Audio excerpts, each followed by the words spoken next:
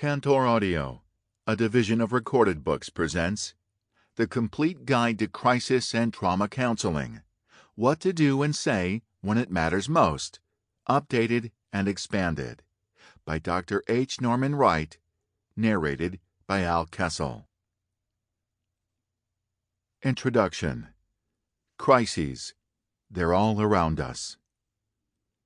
In the early 1960s, I served on the staff of a church as a youth pastor and minister of education. Fresh out of seminary, I wasn't sure if I knew what to do. One of my first crisis experiences revolved around the discovery that I would be serving more with the youth than with education. However, I made the adjustment and began to enjoy the ministry, and in time, I saw some results. With 300 junior high, high school, and college students in my program, it was a busy time. Each summer, we took a group of high school students on an outreach or study outing. One year, we took 25 high school students to the High Sierras in Southern California for several days. We camped in tents, hiked, fished, interacted, and studied. Nearby was a formidable massive rock formation, Crystal Crag, over 1,000 feet high. The sheer wall was a challenge to even the most skilled climber. One morning, two of the high school boys, one a recent graduate who was waiting to go into the Navy, decided on their own to climb the face of this cliff. They left before anyone was awake and did not inform anyone of their plans. They probably knew that we would have told them that the area was off limits, since they were inexperienced and had no climbing gear. They walked the 2 miles to the base of the rock formation, made their way up the shale slide at the base of the rock, and proceeded to climb. It's still unclear how they were able to scale the rock face, given the lack of equipment and expertise. But they climbed for several hundred feet before Phil lost his handhold and plunged over 400 feet to his death. Every bone in his body was broken. His companion hung there watching in horror as his friend fell to his death. But then he continued to climb until he was off of the sheer wall and went for help. Hours later, someone came to our camp and told us. There was a feeling of shock, disbelief, as we thought, this isn't true. A few minutes later, I watched a pack train walk by with Phil's body encased in a body bag, hanging over the back of a horse. I watched until they were out of sight and then went to find a phone and call our senior pastor. It became his task to inform Phil's parents. Did I know what to do at this time? Not really. Did I know what to say? No. Did I feel equipped to handle this event? Not at all. I had no preparation for anything like this. I think I felt like those in ministry in New York City following the 9/11 Twin Towers disaster. Most of them said, I don't know what to say or do. I don't feel equipped. Neither did I. It was my first encounter with a combination crisis and traumatic event. What would you have said or done? Would you have known how to respond? I'll never forget that day. We all sat in small groups talking in hushed voices, feeling numb and stunned. We fixed dinner, and then, strangely enough, the group began to joke, cut up and laugh for the next hour. Other adults around us were bothered by their responses. However, I realized later that this was their way of taking a break from the heaviness of the crisis. It was a normal response, because adolescents tend to move in and out of their grief. It was a long bus ride home. What was even longer was the walk from my car to the front of Phil's home to talk with his parents. I went there to share with them the details of the day and to minister to them. Yet when I left, I went away with the feeling that everyone who had talked with them had experienced. Rather than ministering to them, I felt they had ministered to me. This experience prompted me to begin a lifelong journey of learning as much as I could to help others during their times of need. And it wasn't until just recently that it dawned on me that the experience on that day was the first traumatic debriefing I had ever conducted, even though I didn't know what I was doing. A time to learn.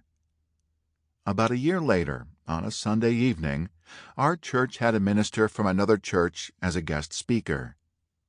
His presentation had a dramatic effect upon every person in attendance.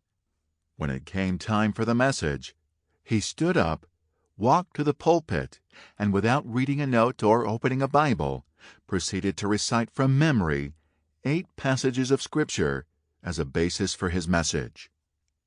The minister then said to the congregation, "Tonight, I would like to share with you what to say and what not to say, what to do and what not to do at the time of bereavement." He paused, and I saw from my vantage point on the platform that every person in the congregation searched for a piece of paper on which to record the principles the speaker was about to discuss.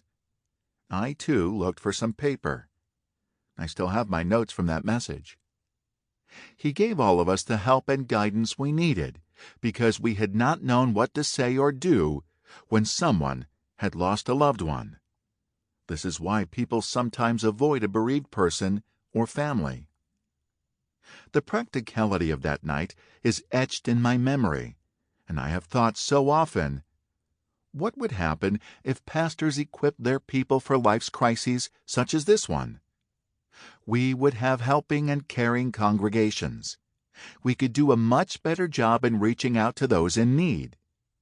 And what would happen if ministers were given the training they needed during their educational experience? Feel out the journey. The journey through life is a series of losses, crises, and in some cases traumas. Some are predictable and expected, but others are total surprises. Some crises are developmental. Some are situational. You, as a minister, counselor, or lay counselor, probably have experienced many crises in your own life, so you know how it feels. Being alive means that we constantly have to resolve problems. Every new situation we encounter provides us the opportunity to develop new ways of using our resources in order to gain control. Sometimes we have to try over and over again because our first efforts do not work.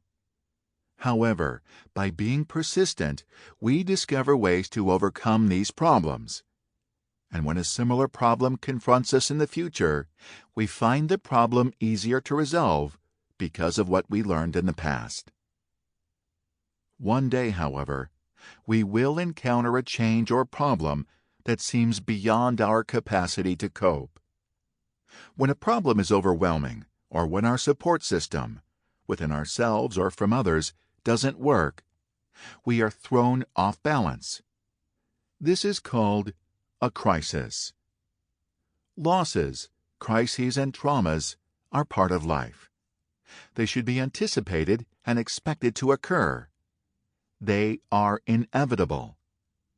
It used to be that traumatic events weren't as common, but that has changed. And if anyone is ever called upon more than others to help during a time of crisis, it is the minister. Prepare for the crises. Helping those in crisis can be a very important phase of one's ministry. 2 tasks of the church's ministry are to equip all members to better handle their own crises and to equip them to help other people in crisis. The principles of understanding losses and crises and helping others during these times can be taught in sermons and classes.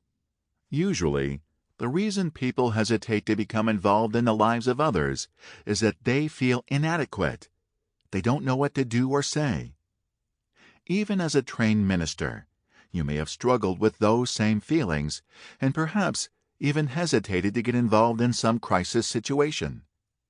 This is a normal response. All of us in ministry or professional counseling have felt the pangs of inadequacy at one time or another. And we will most likely continue to feel this way for the rest of our lives. There is always more to learn, and our skills can always stand refining. Crisis situations. I will share with you some of my counseling experiences over the years. They are no different from what you will encounter as you minister in your church or in a counseling office. As you listen to them, take the time to visualize the situation and the people involved as if you were the one they came to for help.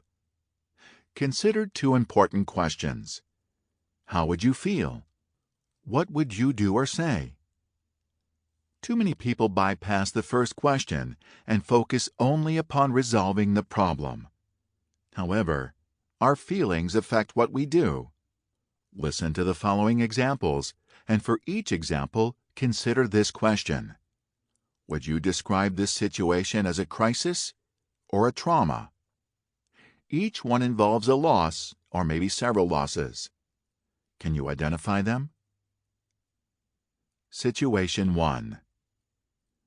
A woman from your congregation comes into the church office without an appointment and asks to see you. She is visibly shaken, and you ask her to come in and sit down. She says, "The police just left our house. They came to the door this morning and asked to see my husband. They told my husband and me that he had been accused by 3 of the neighborhood children of sexually molesting them. He says that he did not, but the neighbors filed the complaint. What are we going to do? He wouldn't talk to me about it, and he left. I don't know where he went. What should I do?" How would you feel? And what would you do? Situation 2. You've been called to the hospital by the members of a man's family. You don't know much about the situation, and when you walk in, you are met by the man's wife and his doctor. The doctor says the man is terminally ill and is in such an emotionally upset state that they have not told him of his condition.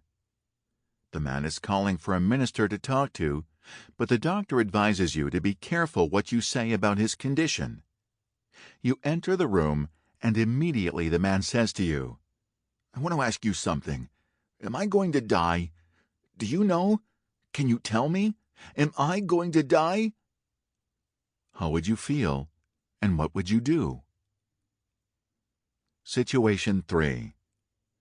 When I was teaching and conducting debriefings in New York a month after 9/11, a woman born in the Philippines made an appointment to talk.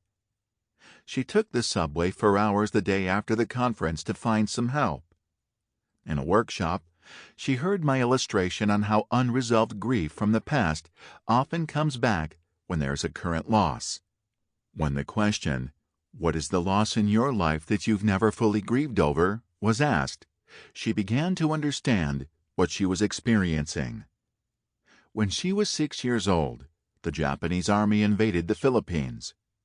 She described unimaginable atrocities, as well as the planes bombing her area. She and others fled to the mountains, hid and lived in caves. People were killed and tortured all around her. As she talked, she described instances of the past connecting to the present. For example, many of her friends had their fingernails torn out by their captors. Therefore, she was very sensitive when her nails were touched in a certain way. So whenever she had a manicure and her nails were touched in that fashion, she would jerk her hands away. Even though this had not happened to her, she was still impacted. When she saw the plane flying into the second tower on 9/11, it reactivated all the images of planes bombing her homeland. These images were diminishing, yet she wanted to be free from these memories completely. How would you feel, and what would you say or do to help her? Situation 4. A man walks into your church office, and you recognize him as one of the leading elders of your church. He's crying. With a pained expression on his face, he cries out, "She loved me. I came home today and she was gone. Why? Where is she? Why did she leave? I didn't know there was any problem in our marriage, but she left. She said she didn't love me anymore and she is moving in with another man. Why? How would you feel? And what would you say or do? Situation 5. A woman in her 30s came in to talk to me. Trauma was written all over her face. This was her story. I was on the 80th floor, sitting at my desk by the window, when I heard a loud whistling noise. I looked over at my boss just as he grabbed his head with both hands and cried out, "Oh my God, oh my God!" I looked around and saw a wing of the plane right outside my window. I thought it was going to hit me.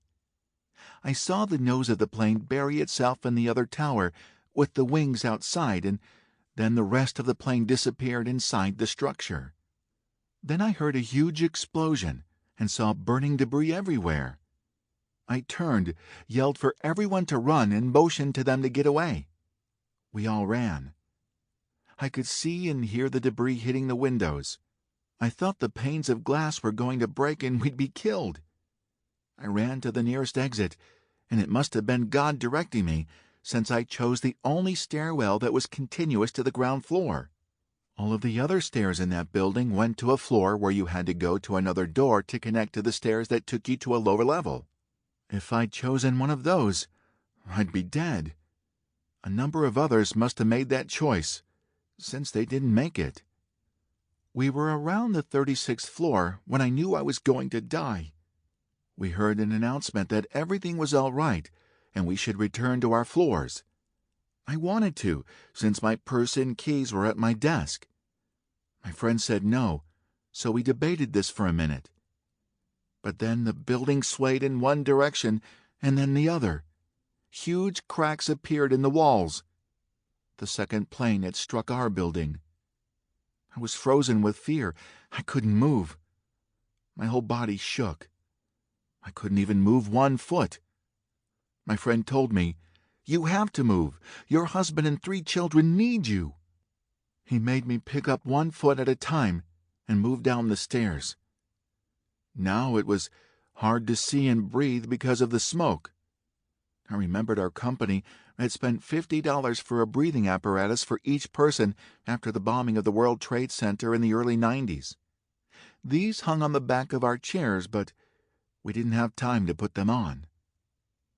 We finally made it to the ground floor and rushed through the streets. Then the building collapsed. I've been a total mess ever since. At first, it was the nightmares. Sounds make me jump. I'm a social person, and my family wants to be around me. However, much of the time, I want to be by myself. Even when I come to church, I stay in the back. I've gone back to work because I want to be with the people I know, at least those who are left. Many never made it out. The other day, I saw a cloud of smoke drifting by, and I ran. I fell apart, sobbing in another room. I just can't hold it together. My 8-year-old son draws pictures of the towers with planes flying toward them, but there's an invisible force field all around them that causes the planes to go up and over them. My children don't want me to talk about it anymore. They want me to be normal. So do I. How would you feel? What could you have said to this woman? How would you have prayed for her? Situation 6. You're sitting in your office at church, and the phone rings. You answer, and a man on the other end of the line states that he wants to talk with you. He will not give his name or any information that will identify him. He says he has recently been divorced from his wife. He explains that he is a Christian and wants to do the Lord's will. His wife is living with another man and has the children with her. He begins to talk with you about what the Bible says about suicide. He states that the only thing keeping him from taking his life is that he feels he will go to hell if he does it. However, he also feels that it would be better to be out of this life. He doesn't want his children to be with his wife, who is wicked, and he doesn't want them to go through what he has gone through in this life. He also states indirectly that it would be nice to have them with him wherever he goes. How would you feel, and what would you say? Situation 7. A woman makes an appointment to see you. You realize that this is the person you heard about from another church member. She recently lost her 15-year-old son in a tragic accident. He fell off the back of a pickup truck and landed on his head on the pavement. For 8 days, he lingered in a coma at the hospital. The rest of the family would come and go, but she was there all the time, fasting and praying for her son's recovery. On the 7th day, he began to respond, but suddenly, after their hopes had been raised, he died. As she sits in your office, she looks at you and asks, "Where was God during this time? Why did he punish me in this way? He took my son after he gave me hope that he would recover. I will never recover. I will live a living death until I can go be with my son." How would you feel, and what would you do or say? Situation 8. My wife and I had just arrived home from vacation, and the phone rang. It was our house painter. He said, "I remembered that your son died. My daughter just lost 2 of her little boys. Can you help her?" We agreed, so my wife and I made an appointment. This young mother came in, and as best as she could, told us the story. Her husband had been depressed and even suicidal for some time. He was under the care of both a psychiatrist and a psychologist. He had been treated for attention deficit hyperactivity disorder, ADHD, with medications, but it was discovered later that he was actually bipolar. He had become increasingly depressed a few days earlier. He said that he wanted to take the boys down to the beach and asked his wife to go with him. She said she preferred to stay home with their 5-month-old baby. He took his 5- and 6-year-old sons to the beach, took out a handgun, killed them, and attempted to kill himself, which he bungled. Hours later, the police came to her home, but it was a media person who broke the news to her by holding a microphone in her face asking, "How does it feel to know that your husband killed your children?" How would you feel, and what would you do or say? This was possibly one of the most difficult and painful cases for us to handle. Often after a session, my wife and I would both cry for that woman's pain and some of our own, which had been activated once again. We spent over 2 years working with her. The entire community came to support her. The 31 mothers of the preschool where her sons attended provided dinner each night for her and her son for the next year. This was an example of what it means to minister in the name of Jesus. A time to minister. These situations may be similar to events that you have experienced in your life. The commonality of our life experiences and the frequency of these events reminds all of us of how our experiences may be used to minister to others. Praise be to the God and Father of our Lord Jesus Christ, the Father of compassion and the God of all comfort, who comforts us in all our troubles, with the comfort we ourselves have received from God. 2 Corinthians chapter 1, verses 3 through 4. There is no limit to the number of losses and crises that occur in life, and some of them are inexplicable traumas that affect an entire family. The loss of a job, the loss of a friend or supporting person, the loss of a position of status and respect, an incapacitating illness, operation, or accident, the death of a parent, friend, spouse, or child, the news that you are terminally ill, the discovery that a child is on drugs or is a homosexual, the discovery of a handicap in yourself or another family member, an abortion or unwanted pregnancy, experiencing a miscarriage or premature birth, a hurricane, earthquake, or tornado, a suicide attempt, separation or divorce, a child custody battle, being drafted or discharged, the discovery that your child is a member of a cult, enduring a lawsuit, putting parents into a home for the aged, living with a spouse who is experiencing a midlife crisis, living with a chronically depressed person, the discovery that you or a spouse has Alzheimer's disease or Huntington's chorea, experiencing a heart attack and a bypass operation with ensuing loss of memory for your newly married spouse. The list never ends. None of the situations I mentioned are fictitious. They're all real.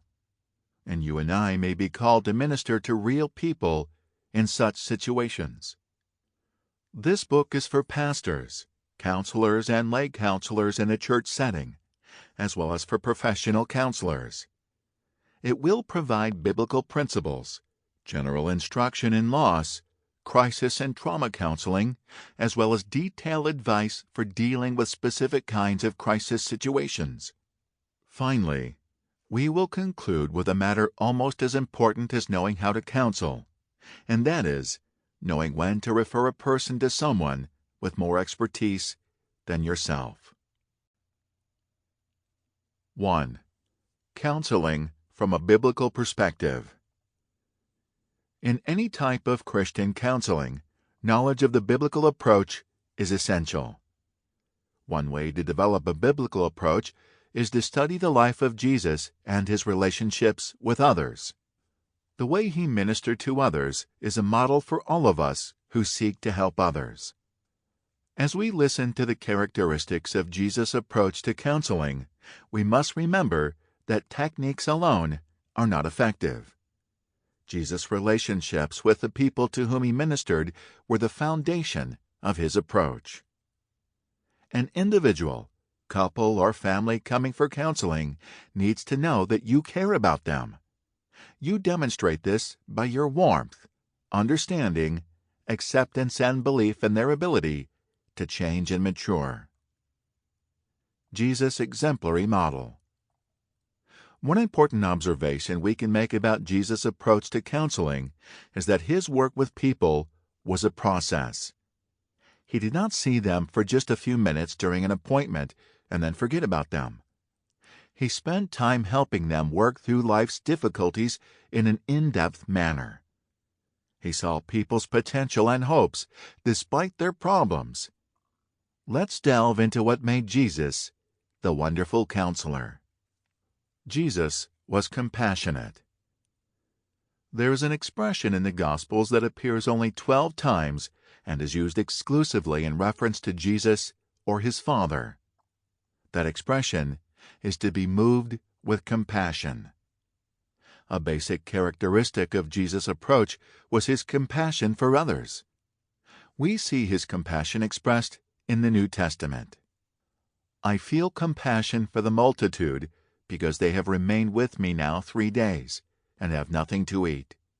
Mark chapter 8, verse 2, New American Standard Bible. And when he went ashore, he saw a great multitude, and he felt compassion for them because they were like sheep without a shepherd, and he began to teach them many things. Mark chapter 6, verse 34, New American Standard Bible. Be compassionate as your Father is compassionate. Luke chapter 6, verse 36. Jesus' main concern was to alleviate suffering and meet the needs of the people. The compassion that he felt was obviously quite different from superficial or passing feelings of sorrow or sympathy. Rather, it extended to the most vulnerable part of his being. It is related to the Hebrew word rachamim, which refers to the womb of Yahweh. Compassion is such a deep and powerful emotion in Jesus that it can only be described as a Sample complete. Ready to continue?